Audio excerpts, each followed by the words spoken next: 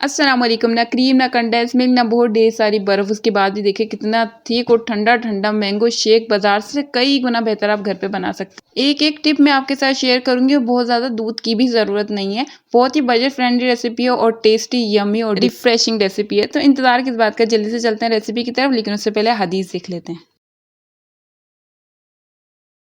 बाजार जैसा super thick mango shake बनाने के लिए इस टिप को ज़रूर ज़हन में रखना है। ये जो आप देख रहे हैं सिर्फ दूध नहीं है, इसको मैंने क्या किया था कि दूध के साथ ही मैंने जब दूध आया था घर में, कच्चा ही था, पकाया हुआ नहीं है, तो इसी कच्चे दूध में मैंने पानी डाल दिया था और पानी डाल के इसको मैंने फ्रीज़र में फ्रीज़ होने के लिए रख दिया था। उसके बाद जब ये इस तरह से बिल्कुल अच्छे से फ्रीज़ हो गया, उसके बाद मैंने थोड़ा-सा इसको टाइम दिया ताकि ये थोड़ा-सा लिक्विड ही हो जाए। अच्छा, इस बात को भी आपने ज़हन में रखना है कि पानी बहुत ज़्यादा नहीं डाल देना आपने दूध के अंदर। सपोज़ आपके पास 1 कप के जितना दूध है, तो उसमें 1/3 कप आपने पानी डालना है। ऐसा नहीं कि 1 कप दूध है तो 1 कप ही पानी डाल दें। बजट फ्रेंडली रेसिपी है, लेकिन बहुत ज़्यादा पानी डालेंगे तो फिर काम ख़राब हो जाएगा। दूध का थोड़ा-सा तो फ्लेवर रहना ही चाहिए ना भाई शेक में।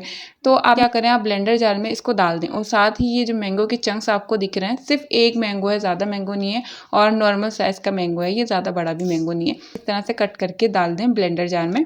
साथ ही अपने टेस्ट के अकॉर्डिंग और मैंगो की मिठास के मुताबिक इसमें चीनी डालें, ब्लेंडर जार को बंद करें और बस इसको अच्छे से ब्लेंड कर लें और आपका मज़ेदार यम्मी मैंगो शेक बिल्कुल सुपर थिक और ठंडा-ठंडा तैयार है। कोई भी आइस क्यूब डालने की ज़रूरत नहीं है, क्योंकि जो हमने दूध डाला है वो बहुत ज़्यादा ठंडा है, उसको फ्रीज़ किया हुआ था, बस हल्का सा डिफ्रोज़ किया उसको और ब्लेंडर जार में डाल दिया और हमारा मज़ेदार सुपर थिक बाज़ार से भी बेहतर और टेस्टी मैंगो शेक घर में बनके तैयार है। अगर आप इसको फ्रीज़ करके दूध वगैरह को फ्रीज़ करके आप मैंगो शेक बनाएँगे तो इसका फ्लेवर वैसे भी बहुत ज़्यादा टेस्टी आता है। आप एक दफ़ा ट्राई ज़रूर कीजिएगा।